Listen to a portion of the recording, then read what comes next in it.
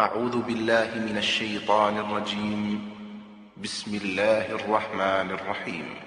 الحمد لله رب العالمين الرحمن الرحيم مالك يوم الدين إياك نعبد وإياك نستعين اهدنا الصراط المستقيم صراط الذين أنعمت عليهم غير المغضوب عليهم ولا الضالين.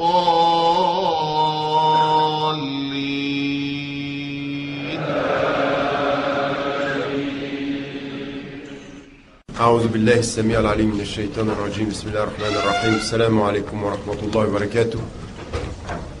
Chers amis, chères sœurs, chers frères, je peux, au nom des organisatrices et des organisateurs de cet après-midi, saluer le caractère massif de votre présence et rappeler ce qui vient d'être dit, à savoir que cette intervention aujourd'hui, elle n'est pas liée à l'actualité directement. La première partie va être vraiment, pendant 45 minutes, 50 minutes à peu près, une réflexion sur l'humilité, sur les voies de l'humilité, de l'intérieur des références islamiques, de l'intérieur de la tradition. Et vous allez voir qu'en même temps, quand on dit de l'intérieur de la tradition, on ne se coupe pas de toutes les autres traditions, on ne se coupe pas de la tradition des spiritualités et des autres religions. Au contraire, s'il y a un concept, s'il y a une notion qui est universelle, c'est bien celle, dans toutes les spiritualités, des voies qui mènent à l'humilité. Et on va en parler pendant 50 minutes, parce que c'est très utile pour chacun d'entre nous, à différents niveaux, parce que ça apaise certaines, parfois, prétentions et certaines attitudes. Et c'est dans le deuxième temps, à savoir le temps des questions-réponses, qu'il vous sera loisible de poser les questions que vous voudrez sur la situation en Belgique, c'est-à-dire, bien entendu, sur la première partie. Ce serait important aussi, s'il y a des clarifications, qu'on puisse les apporter, s'il y a des remarques, que vous puissiez les faire, mais également, plus largement, sur les questions plus actuelles, plus contemporaines, celles avec lesquelles vous vivez tous les jours. Et donc, Inch'Allah, on aura la possibilité, entre ce que vous entendez sur la scène européenne, dans la France voisine, et en même temps sur le débat ici en Belgique, qu'on puisse en discuter et échanger nos vues là-dessus. Alors, pendant 45 minutes, vous fermez le poste sur la réalité et vous vous transportez dans l'intériorité. Vous vous transportez dans ce qu'il y a finalement de plus fondamental dans tous les messages et dans le message éternel de l'unique. Ce qu'il faut qu'on dise et ce qu'il faut qu'on comprenne, c'est qu'au moment où nous parlons de l'humilité, où nous parlons d'une certaine façon d'être sur la terre et devant Dieu, quand nous parlons de l'islam et que nous parlons du tawhid, du fait de dire et de croire qu'il n'y a pas d'autre Dieu que Dieu, et donc la reconnaissance de la transcendance, nous ne nous situons pas simplement dans le message du dernier des messages, mais dans le cœur du message de tous les messages, de ceux qui ont accompagné le premier être humain. Dans la tradition musulmane, les deux premiers êtres humains, que ce soit la réalité de Adam et de Ève dans la révélation coranique, mais dans toutes les révélations, c'est-à-dire leur statut d'être humain devant le Créateur, et qui va traverser tous les âges, traverser également toutes les traditions, et qu'on retrouve en fait comme centralité dans la tradition ancienne des spiritualités et des prophéties. C'est vrai pour ce que l'on voit être et dire à Adam alayhi salam, à Adam, à son épouse Hawa, à également donc Ève, mais également à Nuh, à Noé alayhi salam, à Abraham, Ibrahim alayhi salam, à Moïse de la même façon, Moussa alayhi salam, c'est-à-dire toute la tradition, Isa, Jésus, est, alayhi salam, est le dernier des prophètes, alayhi salam, Muhammad, comme si vous voulez, un fil conducteur, c'est-à-dire la centralité du message. Et je crois que souvent nous devons comprendre nous-mêmes et faire comprendre avec ceux qui vivent avec nous que tout cela construit notre rapport au transcendant et que ce qui construit notre rapport à Dieu va construire notre rapport aux êtres humains et à la réalité. Et que trop souvent, obnubilés par dire la spécificité du message, nous en oublions l'universalité de son sens et de son rayonnement. Et là, on a une notion où, j'en suis persuadé, celui d'entre vous qui est ici athée ou agnostique, athée, c'est-à-dire qu'il nierait le fait qu'il y ait un Dieu. Agnostique, c'est qu'il dit ça n'est pas accessible à mon intelligence et je n'ai pas la réponse, donc ça n'intervient pas dans ma vie. Ou celui qui est de tradition hindoue, ou bouddhiste, ou juif, ou chrétienne, ou musulmane, ou sikh, ou autre, vous allez voir que dans la façon dont les choses sont dites de l'intérieur de cette tradition, on retrouve, et on se retrouve, comme dans une dimension que nous partageons tous. Et là, c'est une chose qui est importante, c'est-à-dire que la capacité que diverses traditions puissent dire à partir de leur message l'universalité d'une compréhension qu'on retrouve dans toutes les consciences et dans tous les messages. C'est cela qui fera que nous pourrons vivre ensemble. C'est la capacité, à un moment donné, d'extraire d'une tradition le message commun à toutes les autres, commun à toutes les consciences. Et que si vraiment nous pensons que c'est universel, nous devrions être capables de le faire. Mais malheureusement, notre incapacité à accéder à l'universel vient souvent par notre obsession de dire le spécifique. Voilà ma différence, et non pas voilà ma ressemblance. Et donc, comme on est obsédé par dire sa différence en pensant qu'on se dit mieux quand on se dit différent, on oublie de se dire épanoui quand on se dit ressemblant. Épanoui. Épanoui dans cette ressemblance humaine parce qu'il y a quelque chose qui nous habite tous de la même façon. Et vous allez le voir, c'est de ce point de vue-là quelque chose que nous partageons tous et qu'on rencontre dans notre vie quotidienne comme un énorme défi.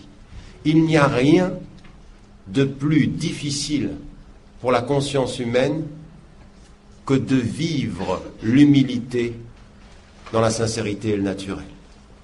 L'humilité, et on va voir quelle définition on peut donner à ce terme en comprenant cela aussi de l'intérieur, c'est un idéal, c'est jamais acquis.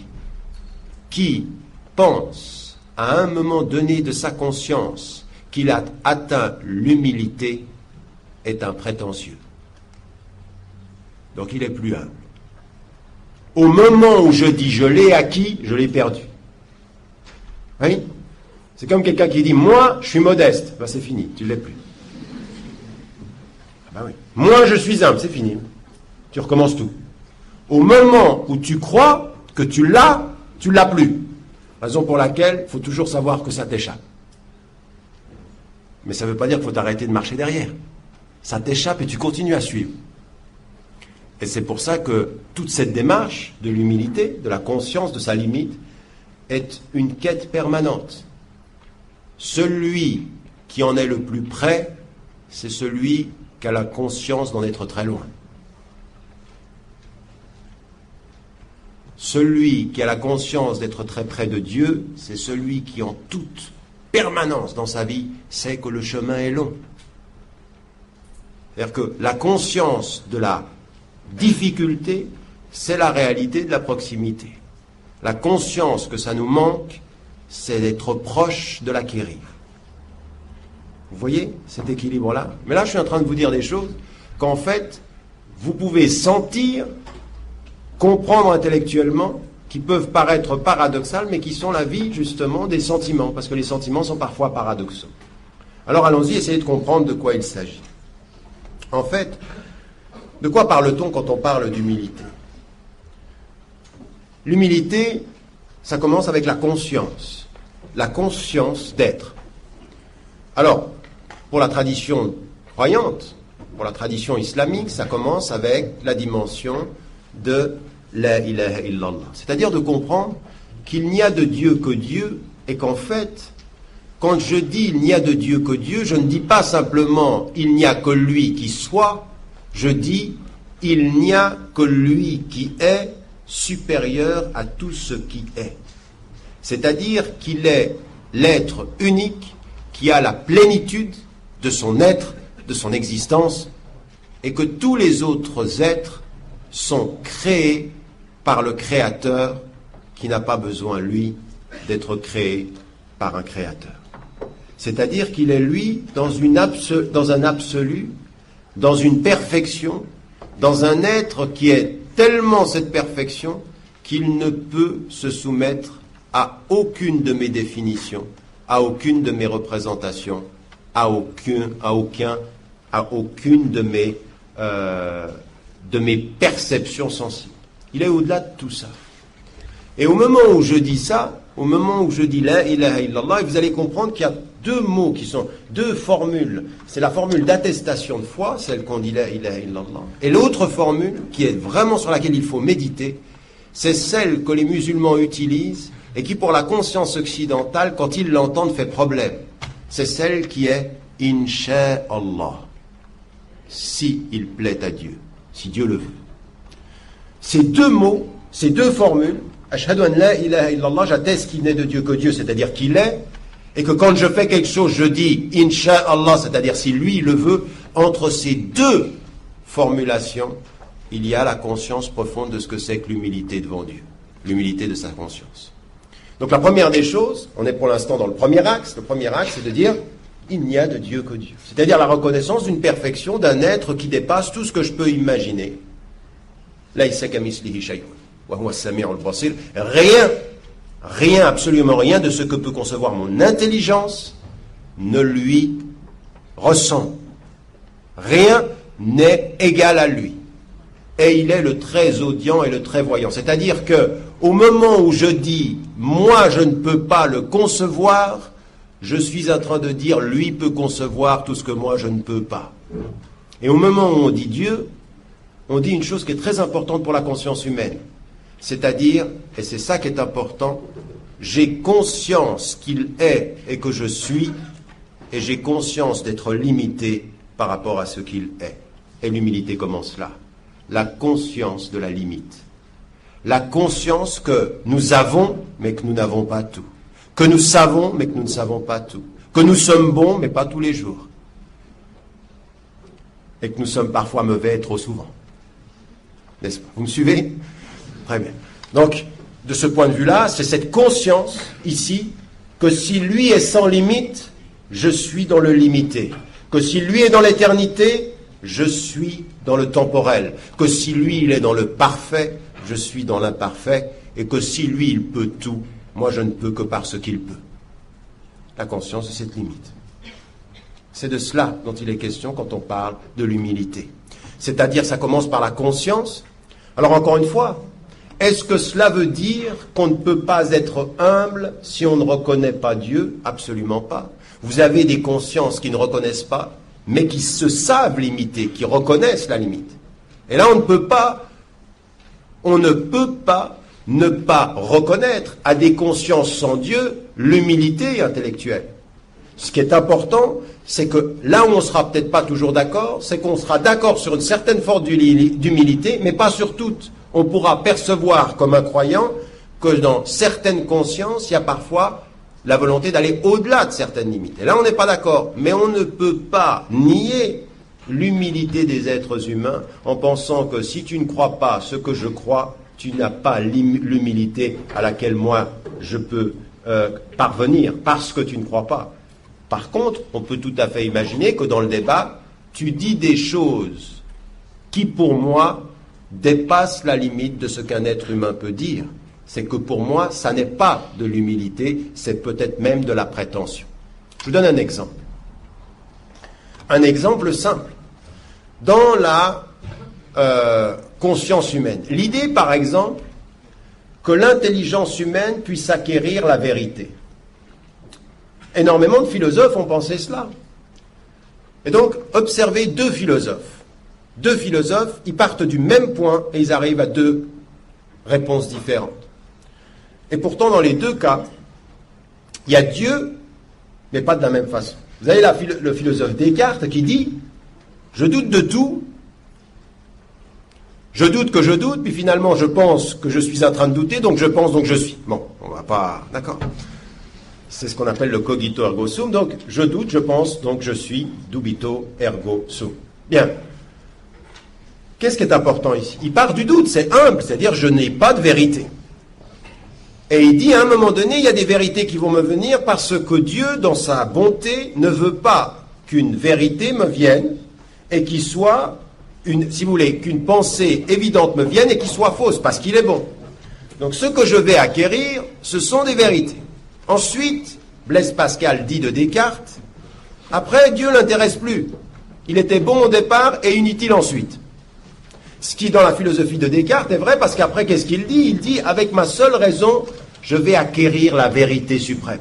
Donc je construis une pyramide, le discours de la méthode, je vais arriver à la vérité. Oui? J'arrive à la vérité avec quoi? Par le seul usage de ma tête. Ce qui, pour la tradition religieuse qui dit La ilaha illallah, dit là, j'ai compris d'où tu pars, je ne suis pas d'accord avec là où tu crois que tu peux arriver. C'est-à-dire de penser que l'esprit humain puisse développer une méthode d'acquisition de la vérité par son seul pouvoir. Ça voudrait dire que de l'imparfait de ton intelligence, tu peux acquérir le parfait de la vérité. Là, ce serait quoi? Une prétention de l'intelligence, un manque d'humilité. Abu Hamid el-Ghazali, XIIe siècle, part exactement. D'ailleurs, on sait aujourd'hui que l'influence d'Abu Hamid el-Ghazali sur Descartes est avérée. Est avérée par des voix, et même peut-être par une lecture d'un texte latin très très tôt. Mais pourquoi est-ce que je vous dis ça?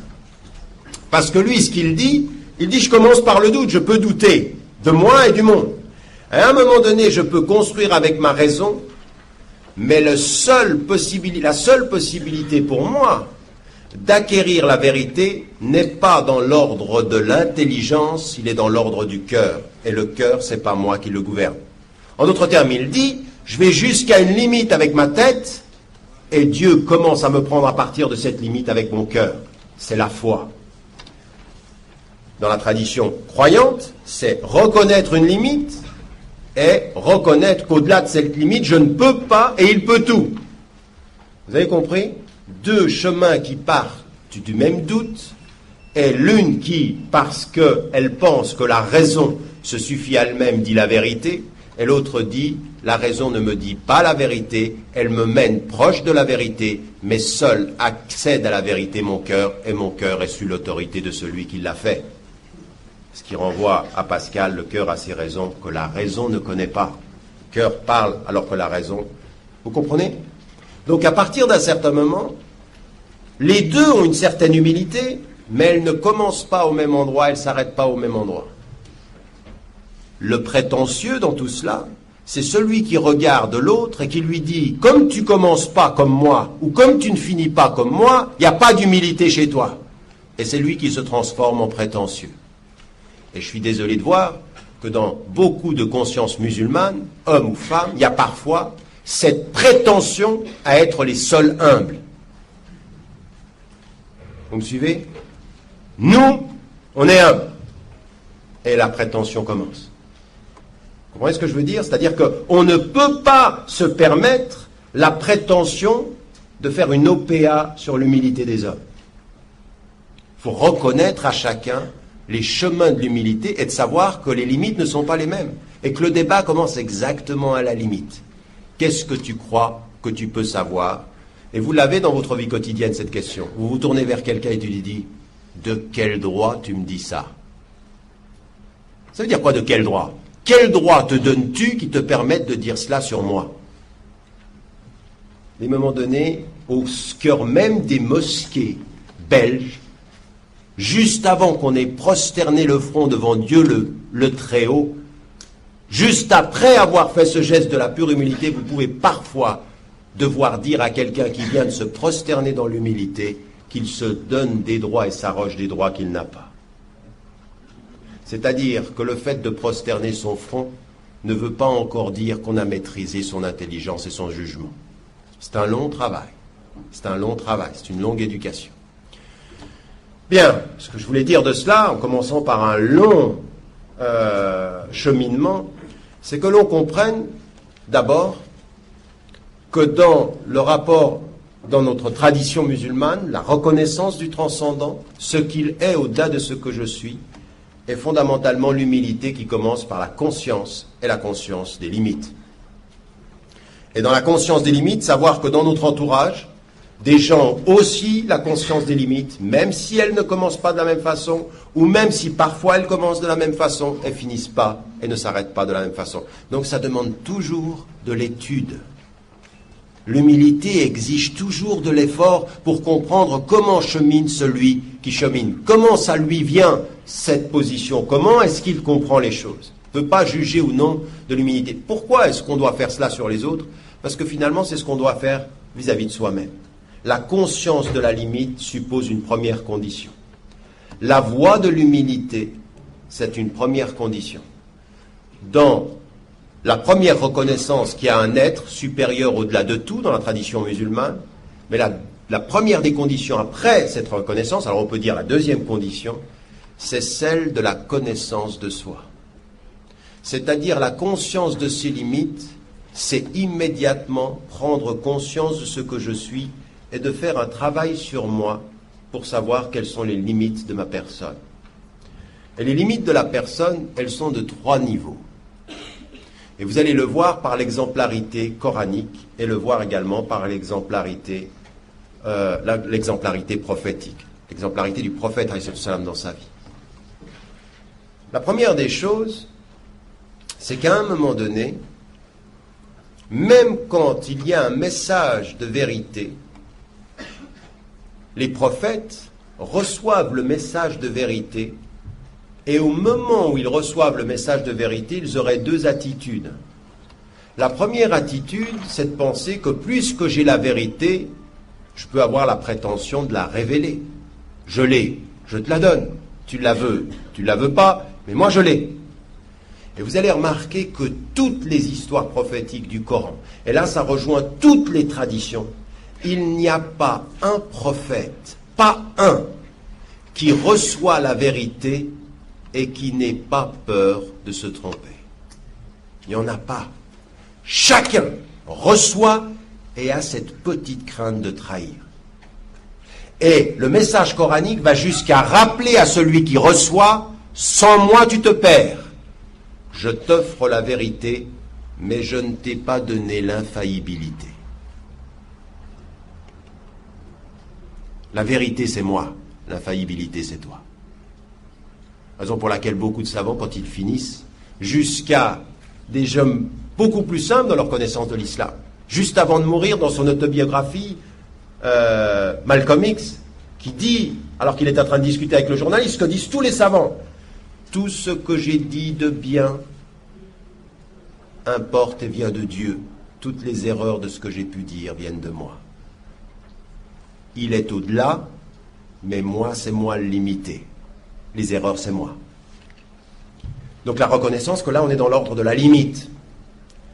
Et donc ici, regardez les prophètes qui reçoivent la vérité. Le premier exemple, quel est-il? Celui qui craint. C'est Ibrahim a.s. Avant même, il y a les autres. Je veux dire, je prends des exemples les plus parlants, mais on pourrait prendre vraiment tous les prophètes et faire une étude spécifique. Mais par exemple, vous avez Ibrahim a.s. Il a la vérité, il croit, le cœur est apaisé, c'est fini, il a reçu, il n'a pas besoin. Et qu'est-ce qu'il dit? À un moment donné, il se retourne vers Dieu, il lui dit, montre-moi comment tu ressuscites les morts. Et Allah subhanahu wa ta'ala, Dieu lui dit dans le Coran, est-ce que tu ne crois pas? Il dit, non, mais pour que mon cœur s'apaise. En d'autres termes, tu reçois la vérité avec ta tête, et tout à coup, tu as le cœur qui est ébranlé. Pour que mon cœur s'apaise, je reconnais la limite, j'ai besoin de signes. L'être qui n'a pas besoin de signes est l'être accompli. Lequel d'entre nous ici n'a pas dans sa vie besoin de signes à tous les niveaux? Le signe que des fois il comprend, ou qu'elle comprend. Le signe que parfois elle ou il est aimé. Je veux dire, comment faites-vous pour croire que quelqu'un vous aime si jamais il ne vous le dit, si jamais il ne vous le montre? Le besoin de signe est l'humilité affective. N'est-ce pas? Être humble, affectivement, c'est dire clairement j'ai besoin de signes. Parce que sans signes, on peut verser dans la prétention de dire oh, de toute façon on m'aime. De toute façon on t'aime. Et si tu te trompais et qu'un jour tu te réveilles le matin et tu dis mais je croyais qu'on m'aimait. Ouais. La prétention, c'est de passer outre ses besoins. Et donc ici vous avez quelque chose, Ibrahim alayhi salam, qui reçoit tout ça et qui dit mais pour que mon cœur s'apaise, c'est-à-dire envoie-moi un signe. C'est-à-dire il peut être ébranlé lui. Youssouf alayhi salam, la même chose. Il est dans une situation où une femme veut l'attirer. Et là il se retourne vers qui? Il se retourne vers lui, parce que sans lui, moi, mes limites, c'est fini. Et il va même dire une chose, mais en face de moi des barreaux, c'est mieux que de me laisser seul avec moi-même. C'est vous dire, je sais tellement que je ne peux pas me maîtriser que c'est que la prison est mieux. C'est-à-dire, mets-moi un signe qui va faire donc la conscience de la limite, c'est-à-dire savoir, je ne peux pas. Et au cœur de la révélation d'un prophète, alayhi salam, qui n'a aucun doute sur la véracité de ce qu'il reçoit, Allah subhanahu wa ta'ala lui envoie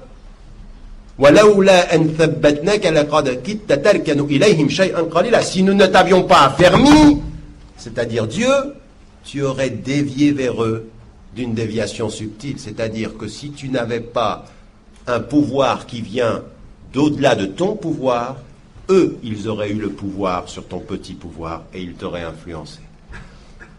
Bon, ça c'est dit à qui? C'est dit au prophète, alayhi salam. Et quand vous lisez ça dans le Coran, vous fermez le livre, vous sortez dans la rue et vous vous dites, là, si je suis livré à moi-même,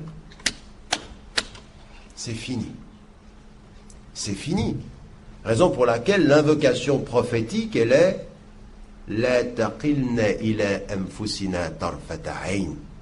Ne nous laisse pas à nous-mêmes l'espace d'un clignement d'œil, c'est-à-dire sois avec nous tout le temps pour nous maîtriser.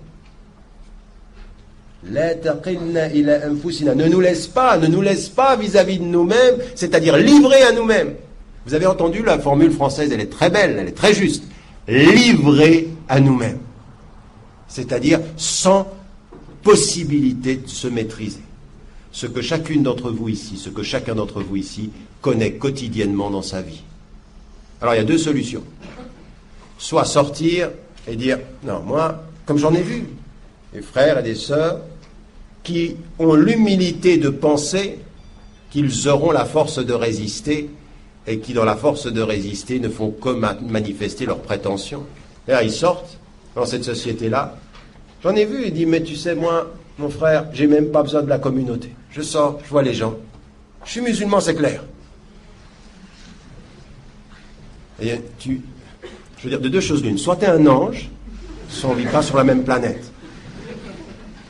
Pourquoi? Parce que ce qui est très important, c'est que l'humilité quant à soi marque d'immédiatement l'utilité des autres vis-à-vis de soi. C'est-à-dire de savoir que tout seul, tu n'y arrives pas, il faut Dieu et les êtres humains. Et les êtres humains qui sont des rappels qu'il y a un être au-delà de nous tous. Faire savoir qu'on a besoin de frères et de sœurs. Le frère, c'est celui qui rappelle, la sœur, c'est celui qui rappelle. Et là aussi, il y a des sœurs et des frères en humanité. Vous avez des gens qui sont à des années-lumière de la foi, mais par leur seule présence, ils font revivre en vous la foi.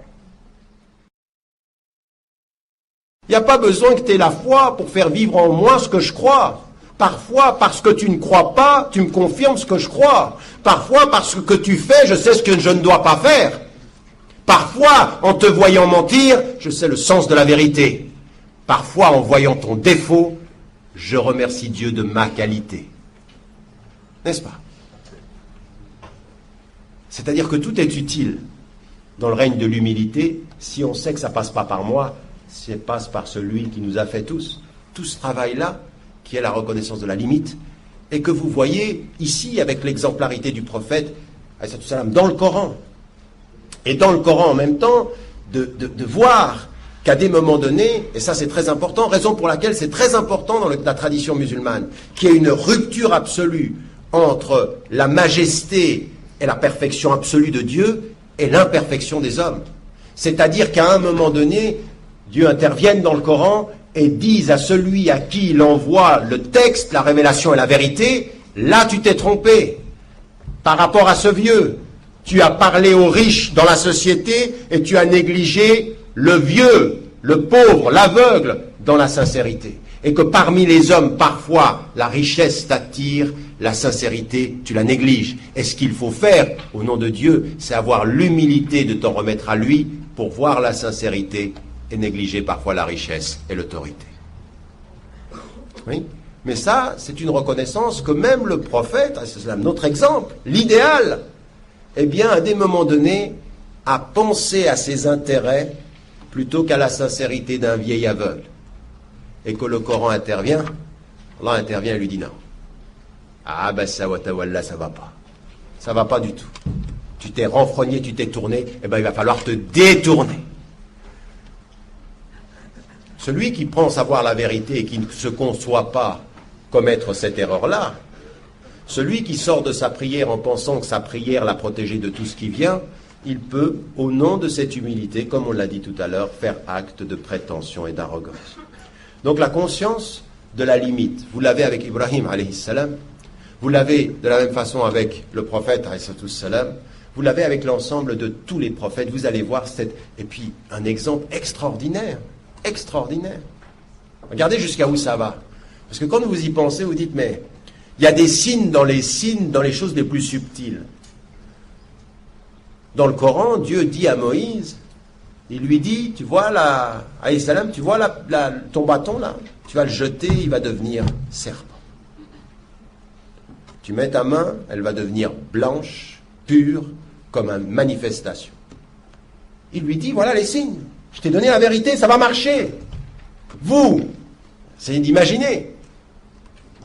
L'espace de quelques secondes, nous restons des êtres humains, l'espace de quelques secondes, vous imaginez, vous avez reçu ce pouvoir extraordinaire, vous allez prendre le bâton, vous allez le jeter, il va devenir serpent devant tous les gens. Oui? Vous allez mettre votre main, elle va resplendir. Il y en a certains d'entre nous, ils sortent, ils disent là, venez. Mais regardez bien, regardez ce qui se passe. Il sort. Et à ce moment-là, regardez bien le signe, parce que même quand tu tiens la vérité, il va vivre le trouble. Au moment où les magiciens lancent, eux, leur magie, il a peur. Khaf. Moïse, qui a reçu les signes, est à un moment de déstabilisation. Il a peur. Tout à coup, il se dit, c'est trop pour moi, ça. Il est renvoyé à son statut d'homme. Et à ce moment-là, Allah lui dit, jette. Tel plus fort sur ce coup-là. Mais le petit moment-là, où il a la vérité et il vit la peur, ça c'est l'humilité. C'est l'humain au cœur de la vérité. Ce petit moment. Ce qui veut dire en fait, ce petit moment de jugement comme ceci. Et c'est Dieu qui le confirme dans cela. C'est Dieu qui le confirme. Attention, tu as les signes. Donc cette crainte qui vient de celui qui sait ne pas se suffire à lui-même, qui a la conscience de cette limite-là. Alors là, de quoi est-ce que j'ai parlé jusqu'à maintenant? Du rapport de force, du rapport de pouvoir, du rapport à la vérité. On peut dire exactement la même chose de l'humilité vis-à-vis des connaissances. C'est-à-dire du rapport que l'on a par rapport à son savoir. Et là, par rapport à l'expérience de l'humilité, vous avez une histoire que Voltaire a reprise sans le dire. Voltaire était brillant intellectuellement, malin dans ses plagiats. Dans Zadig ou la destinée, il reprend l'histoire de Surat el-Kahf, de la caverne. Il la reprend pratiquement telle qu'elle. Et vous connaissez l'histoire, c'est Moussa alayhi salam qui a eu à un moment donné la prétention qu'il savait. Je sais, parce que je suis prophète. Et là, Dieu lui envoie un homme qui sait plus que lui. Et il sait plus que lui, et il va par 3 fois lui dire, tu n'auras pas la patience d'attendre. Viens, d'accord, tu m'accompagnes, à une seule condition. C'est que tu ne me poses pas de questions sur ce que je vais faire. Ça veut dire quoi, ne me pose pas des questions sur ce que je vais faire? Ça veut dire qu'au moment donné où je vous dis, viens, tu vas vivre quelque chose avec moi, mais attention, tu ne me poses pas de questions sur ce que je vais faire. Je suis en train de vous renvoyer à quoi? À vos propres limites intellectuelles, à votre propre limite de la connaissance. Au moment où je sais que vous allez poser des questions, une question, c'est la reconnaissance que je n'ai pas la réponse. N'est-ce pas? Il a mis le prétentieux à la connaissance dans l'humble qui questionne. Il va questionner.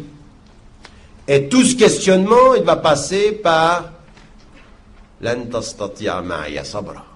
Tu ne pourras pas être patient à mon égard dans cette épreuve. Et il ne va pas rien faire. Il va trouer le bateau de ceux qui le lui prêtent. Il va tuer un enfant sans raison. Et il va reconstruire un mur sans récompense. Et lui, à chaque fois, il a la question. Et qu'est-ce qui est renvoyé ici? Au moment où tu penses savoir, il y a toujours un être qui sait plus que ce que tu sais. Et au-delà même de celui qui sait, il y a celui qui sait tout. Donc l'humilité intellectuelle. L'humilité dans le rapport de force. L'humilité dans l'intelligence. L'humilité du savoir. Donc il y a ici une dimension de comment je suis dans l'humilité vis-à-vis de Dieu, vis-à-vis des gens, l'humilité vis-à-vis de l'intelligence, et il reste encore deux cas de figure.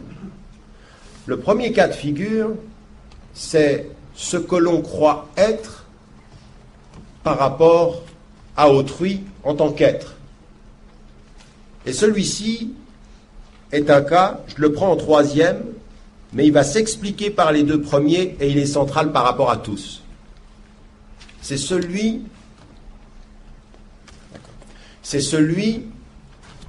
qui est représenté dans la figure coranique de Iblis, du diable. Ou à un moment donné, la première des étapes, c'est laquelle? C'est la reconnaissance que Dieu décide des hiérarchies et qu'il dit aux anges, en face de cet être, vous vous prosternerez. Donc c'est l'idée que lui sait plus que moi, et ce qu'il me dit, c'est prosterne-toi. Tout le monde se prosterne à l'exception de Iblis, de la figure diabolique. Et regardez bien, le premier acte de non-reconnaissance vis-à-vis du divin est un acte d'arrogance vis-à-vis de l'humain. C'est vrai ça.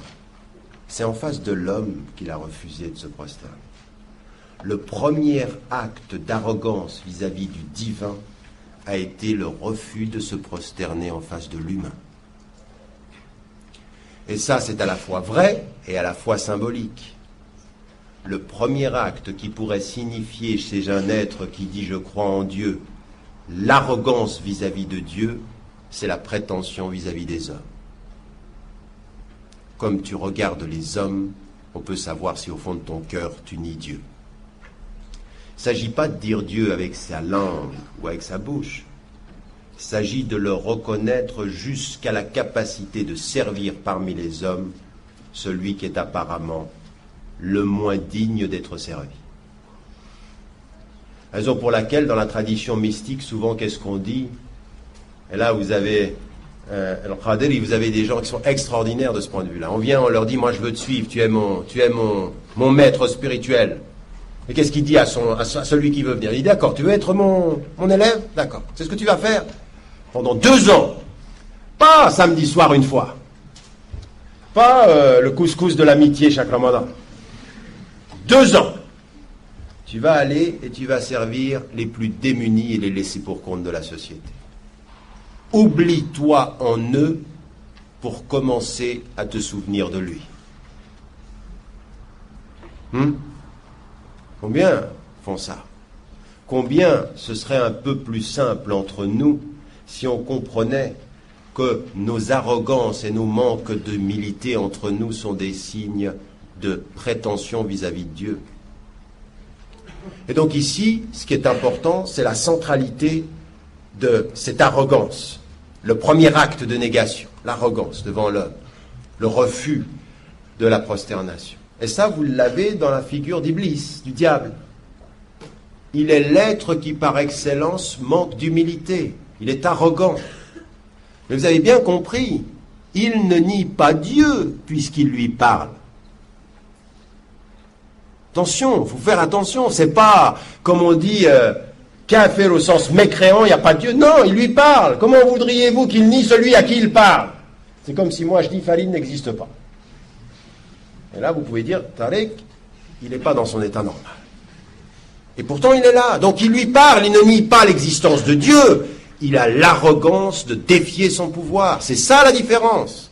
Donc, parfois, dans nos vies à nous, on ne nie pas Dieu, mais notre arrogance est une négation de son être, de la dignité qu'on doit avoir vis-à-vis de lui.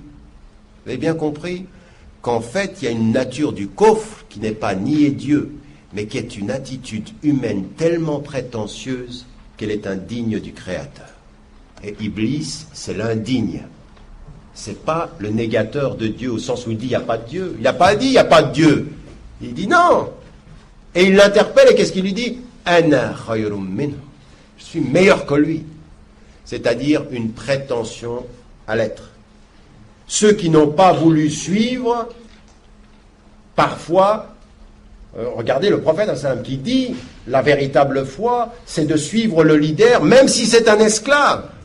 Mais qu'est-ce qu'il veut dire par là? Votre être ne vous donne aucune supériorité en tant qu'être. Il y a des qualités, il y a des choses qui sont du secret de la volonté d'Allah subhanahu wa ta'ala, et que seul lui connaît. Inna akramakum indallahi atqakum. Le meilleur d'entre vous, c'est le plus pieux. Ça veut dire que toi, tu pourrais ne rien voir, et lui voit ce que tu ne vois pas. Et s'il a décidé que lui avait le pouvoir, toi, de ce point de vue-là, tu dois avoir l'humilité de le reconnaître. Et c'est pas sa couleur de peau, et c'est pas son origine qui doit faire la différence. C'est la qualité. Ça veut dire qu'en fait, l'humilité suppose toujours l'étude pour savoir sur quoi se base la hiérarchie. Le racisme, de ce point de vue-là, est une horrible prétention, une arrogance absolue. C'est de pouvoir regarder quelqu'un à sa couleur de peau et de pouvoir supposer que la couleur a dit ce qu'il était à la différence de ce que j'étais. Et ça, même quand on dit la ilaha illallah entre nous, celui qui peut regarder de son origine à lui, je suis arabe, et donc j'ai cet islam qui me vient de mon arabité, et qui peut regarder le converti, et que penser que le fait d'être converti est de nature et de fait quelque chose qui est en dessous de mon islam à moi. Ça, c'est un racisme de la même façon. C'est une arrogance incroyable d'avoir oublié que celui qui vient de très loin dans l'islam par conversion est peut-être plus près de Dieu par vocation. Parce que Dieu l'a pris. Et que toi, t'es né dedans, mais t'es loin d'être bon dedans. C'est pas toi qui décides, et ça demande une étude, ça demande de travailler, de savoir sur quoi se base la particularité. Et le moins qu'on puisse dire, c'est que vous le savez tous, il y a du racisme dans notre communauté au nom même de la ilaha illallah. Un racisme absolument inacceptable par rapport aux convertis, par rapport aux personnes de couleur, par rapport à ceux, je veux dire, des choses absolument, même au niveau, alors moi, on me fait rire, on me dit, souvent, tu sais, le racisme ou la compétition qu'il y a entre les Tunisiens et les Marocains, par hasard, aujourd'hui, ou les Algériens, ou les Belges, ou autres. Oui, ça, c'est pas nous, ça vient de la colonisation.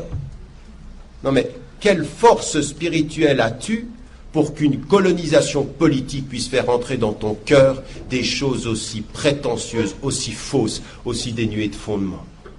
Si ça a pu rentrer dans ton cœur, c'est que ton cœur était vide des principes qui devaient fonder ta liberté. Et c'est ça la réalité. Et c'est exactement ce que dit Mohamed Iqbal, on répète souvent ça, colonisé parce que colonisable. Donc, si c'est parce qu'on est apte, d'accord à recevoir cela, et que vous voyez aujourd'hui que vous avez des coups de téléphone et vous avez envie de dire aux gens, mais s'il vous plaît, n'ayez pas la prétention de penser que les gens qui viennent de votre village ou de votre pays sont supérieurs à ceux qui viennent d'ailleurs. Bien ici, la centralité de cette arrogance-là, parce qu'elle rayonne sur tous les autres. L'arrogance intellectuelle et la reconnaissance de l'humilité devant Dieu et de l'humilité devant les hommes. Donc on retient, 1, l'humilité devant Dieu parce qu'il est tout. 2, l'humilité dans le jugement qu'on a vis-à-vis des gens parce que c'est la conscience de nos limites. 3, l'humilité intellectuelle, savoir que je ne sais pas tout et se souvenir, comme il est dans Surat Yusuf, c'est qu'au-delà de tout être qui sait, il y a quelqu'un qui est plus savant. Et puis, ici, l'humilité même dans la comparaison des êtres. Et puis, il y en a une dernière qui rayonne autour de ces 4 voies, 5 voies maintenant de l'humilité. Et après, je conclurai sur nos vies à nous, parce que tout ça, ça peut vous donner l'impression d'être des belles théories. Le but le plus important, c'est de rassembler tout ça dans sa vie et d'en vivre. Eh bien, c'est celle de la voie de l'humilité vis-à-vis de soi-même. C'est que Dieu, il est exigeant avec nous. On ne naît pas immédiatement reconnaissant. On n'apprend pas tout de suite à dire merci. On l'apprend par les parents, on l'apprend par les gens, on l'apprend par la société. Vous n'êtes pas né démocrate et ouvert, vous êtes né plutôt égoïste et possessif. Ça, c'est mon jouet, c'est pas le tien. Dégage de là, c'est ma maman, c'est pas la tienne. Mais quand vous écoutez bien ce que dit un enfant, il dit c'est ma maman. Dégage. C'est ça qu'il dit. Il dit dégage de là, c'est la mienne. Et vous, vous êtes content. Je suis sa maman. Je suis son papa. On éduque la distanciation, ma possession. Tout ça, c'est de l'éducation. C'est vrai avec les êtres, c'est vrai avec les relations, c'est vrai avec les jouets, c'est vrai avec tout. On apprend tout cela. Et tout cela, qu'est-ce que c'est? C'est l'éducation à être digne, à avoir cette conscience des limites. Et c'est l'éducation à la justice vis-à-vis de soi. En d'autres termes, on ne devient juste vis-à-vis de soi que par un travail éducatif sur la conscience de ses limites. Écoutez bien, on ne devient juste vis-à-vis de soi, c'est-à-dire on trouve la justesse que par un travail d'éducation sur la conscience des limites. C'est-à-dire, ça je peux, ça c'est la limite, ça je ne peux pas, il ne faut pas que je dise. C'est quoi cela? C'est comprendre que on est tout le temps en train d'essayer de faire mieux et on va tout le temps faire mal et on va tout le temps essayer de refaire mieux. Et ça, c'est le vrai parcours spirituel qui va réunir tout ce dont on a parlé jusqu'à maintenant. Allahumma zalamtu nafsi. Ô Dieu, j'ai été injuste avec moi-même. Wa illam taghfir lani. Wa illam. Comment dire? Taghfir li. Vas-y. On doit dire ça tous les jours. Wa illam taghfir li wa tarhamni la akunanna min adh-dhalimin. Si, ô Dieu, min al-khasirin, pardon. Ô Dieu, j'ai été injuste avec moi-même. Et si tu ne me pardonnes pas, et si tu ne m'aides pas, je serai au nombre des perdants. Allahumma zalamtu nafsi. J'ai été injuste à mon égard. Ça veut dire quoi? Ça veut dire que dans toute cette lutte de ce travail sur soi, on comprend une chose, c'est qu'on est injuste avec soi-même et qu'il faut continuer son éducation, mais en disant une chose. Si tu ne me pardonnes pas et si tu n'es pas miséricordieux à mon égard, je suis au nombre des perdants. Cette conscience des limites, elle dit deux choses. Cette doha que le prophète, ou que les prophètes ont dit dans leur histoire à plusieurs moments du Coran et que le prophète a répété à diverses occasions, qu'est-ce qu'elle dit? Elle dit, j'ai été injuste à mon égard et j'ai besoin de ton pardon et j'ai besoin de ton aide. En d'autres termes, c'est la conscience d'une chose, c'est-à-dire qu'on a fait une faute, on en est conscient de sa limite, on demande à Dieu, mais on sait que c'est jamais fini, que la faute va revenir ou que d'autres fautes vont venir. Nous ne sommes jamais protégés définitivement des fautes que l'on fait. Mais que la grandeur, la conscience de la limite, l'humilité, c'est de savoir que le seul qui peut nous aider, c'est effectivement Dieu dans ce travail éducatif. S'éduquer à faire moins de fautes en ayant conscience qu'on en fera toujours. Oui, c'est ça l'humilité. Et avoir conscience qu'on en fera toujours pour savoir qu'on sera toujours dépendant de celui qui nous pardonnera toujours. Parce que lui, son deuxième nom, c'est Rahman. Et son troisième, c'est Rahim. C'est-à-dire qu'il est en permanence proche de ceux qui se rapprochent. Il vient en courant auprès de ceux qui viennent en marchant. Il est toujours pardonneur avant d'être en colère. Inna rahmati sabaqat ghadabi. Ma miséricorde précède ma colère. Mais si tu perds ma miséricorde, attends-toi à la colère. Ce qui est important ici, c'est cette conscience-là, d'un cheminement perpétuel. Donc ce n'est pas une conscience comme ça qu'on a, puis on dit, moi je suis humble et je l'ai acquis. Non, c'est un travail éducatif. Et qui commence par la conscience de ses propres limites. 1, dans ce que nous sommes. 2, dans ce que nous faisons. 3, dans ce que nous savons. 4, dans la façon dont on va juger les gens.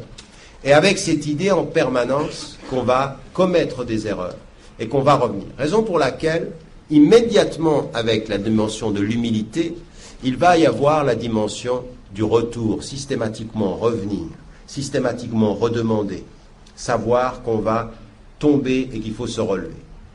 Il y a un titre de livre que j'ai énormément apprécié, il vient de sortir, c'est un livre, je suis tombé dessus dans une... Là, comme ça m'a fait réfléchir pendant tout un voyage, là, récemment. Je suis dans une librairie et je tombe sur un livre qui est de dire, qui dit ceci, tomber 7 fois et se relever 8. C'est Philippe Labro qui a dit ça. 8 dépressions et chaque fois se relever. Eh bien, c'est exactement ça. Faire des fautes le temps d'une vie et revenir chaque fois dans sa vie à celui qui pardonne les fautes. Il faut chaque fois avoir une demande de pardon supérieure à la faute qui l'a précédée. Chaque fois une de plus, mais il faut chaque fois l'avoir. Parce que ne pas demander pardon quand on vient de faire une faute, c'est la prétention de celui qui pense s'en sortir tout seul. Et c'est-à-dire un travail de dialogue avec soi-même, un travail de dialogue avec Dieu en permanence, lui demander en permanence, être en connexion en permanence. Et qu'est-ce que c'est ça? C'est le sens absolu de l'invocation. C'est-à-dire, prier 5 fois, c'est une obligation. Parler à Dieu en permanence, c'est une nécessité. Lui parler tout le temps. Entre les prières, tout le temps.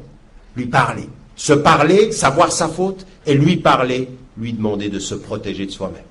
Parfois de lui dire, mets entre moi et moi une barrière de prison. Des fois, le principal cambrioleur de ma demeure intérieure, c'est moi-même. Le principal terroriste de mon intelligence, c'est ma propre intelligence.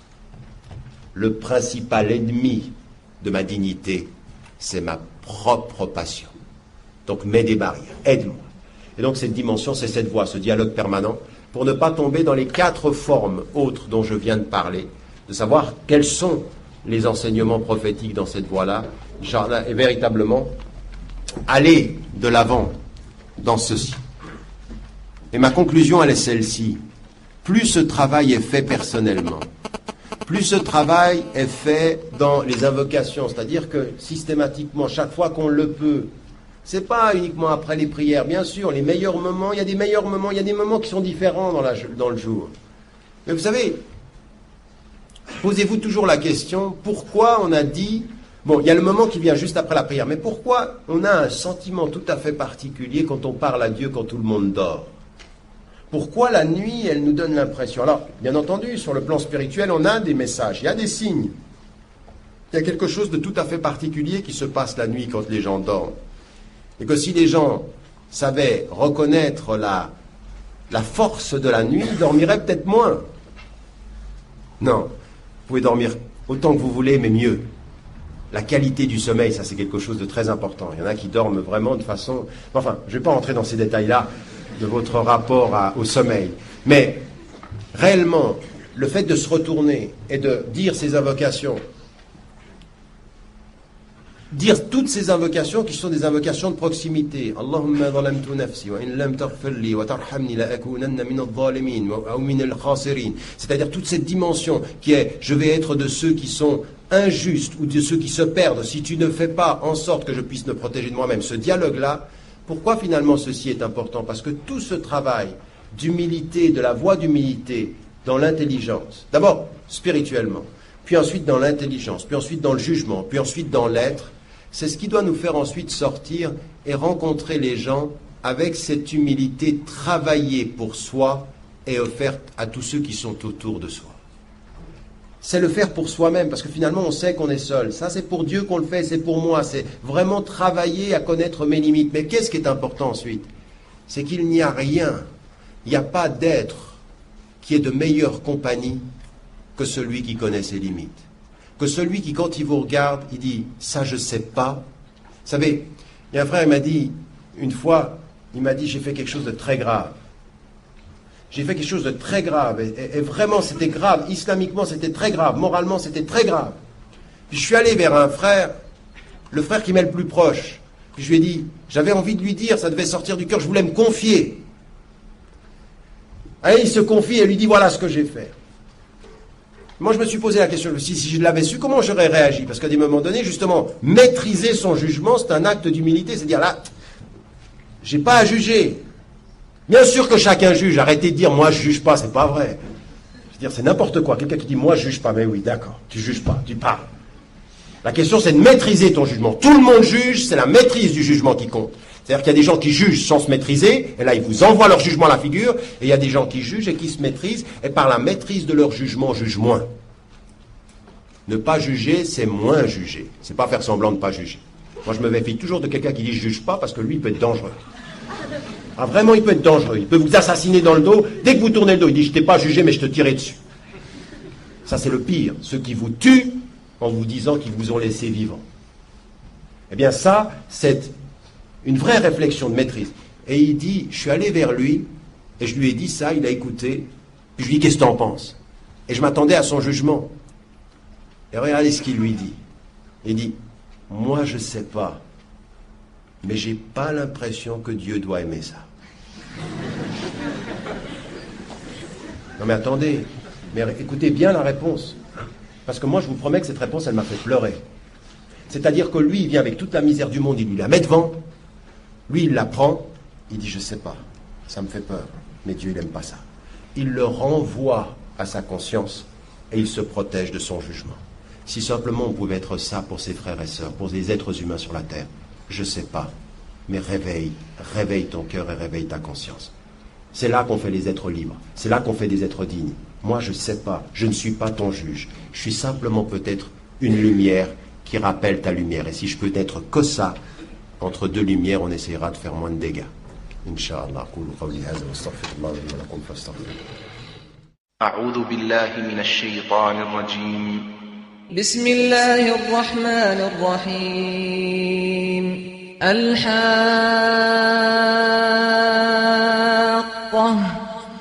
ما الحاقة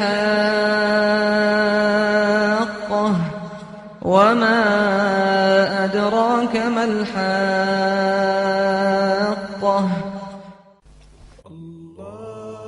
Pour plus d'informations sur nos productions, visitez notre site www.islam-france.com.